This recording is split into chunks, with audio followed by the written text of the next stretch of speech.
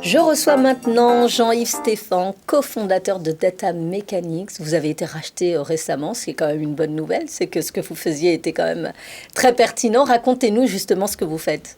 Oui, bonjour. Donc, Data Mechanics, c'est une start-up qui permet aux entreprises d'analyser des grands volumes de données en toute simplicité. Donc, on appelle ça le big data, c'est-à-dire l'infrastructure informatique qui permet de faire sens, d'analyser, de traiter des gros volumes de données.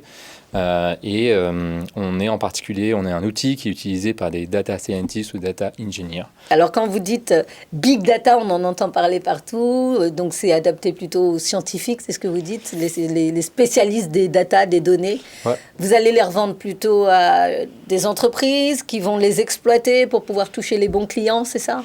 Voilà, alors ce qu'on entend beaucoup parler, c'est l'intelligence artificielle.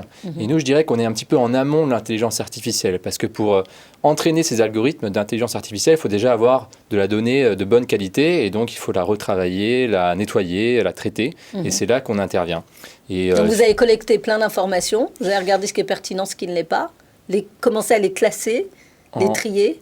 Nous-mêmes, on ne fournit pas la donnée, mais on fournit les outils qui permettent à l'entreprise de traiter ces données. En général, les outils. Voilà, il y a des règles très strictes. En général, les entreprises ont leurs propres données, mais on fournit les outils qui leur permettent de traiter ces données simplement. Qu'est-ce que ça a changé pour vous d'être racheté par le géant américain de stockage dans le cloud ? Ouais, c'est d'abord une super nouvelle, bien sûr, pour toute l'équipe, à titre personnel. Et ça veut dire que notre projet va pouvoir aller plus vite, plus loin. Parce que maintenant, on bénéficie d'un réseau, on bénéficie d'une marque, une entreprise cotée en bourse, qui va nous permettre de travailler avec des plus grands groupes et de bénéficier d'équipes commerciales partout dans le monde qui vont pouvoir aider à vendre la solution. Donc c'est un tremplin et voilà, on est très heureux pour la petite équipe. On n'avait que 2 ans et demi d'existence, donc c'est vrai que c'est arrivé très vite.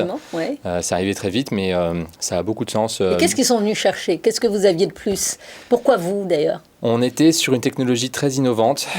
C'est un domaine très compétitif et je pense qu'on avait un petit peu d'avance sur nos concurrents, mais par contre, on n'avait pas forcément les équipes qui nous permet de scaler, de vendre cette technologie suffisamment vite.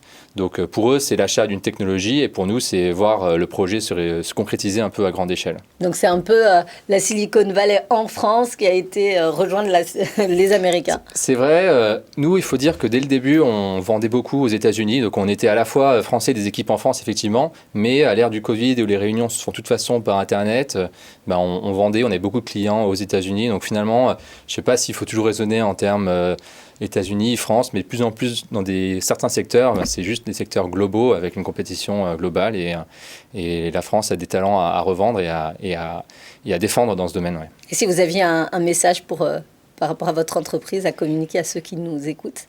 Peut-être aux futurs entrepreneurs, lancez-vous, il y a plein de choses à faire, y compris en France, et on peut construire des startups et ensuite réussir à les valoriser, à les mettre à l'échelle. Il y a tout un écosystème, donc voilà. Et puis pour les autres, si vous êtes intéressé par le big data, allez sur notre site internet datamechanics.co.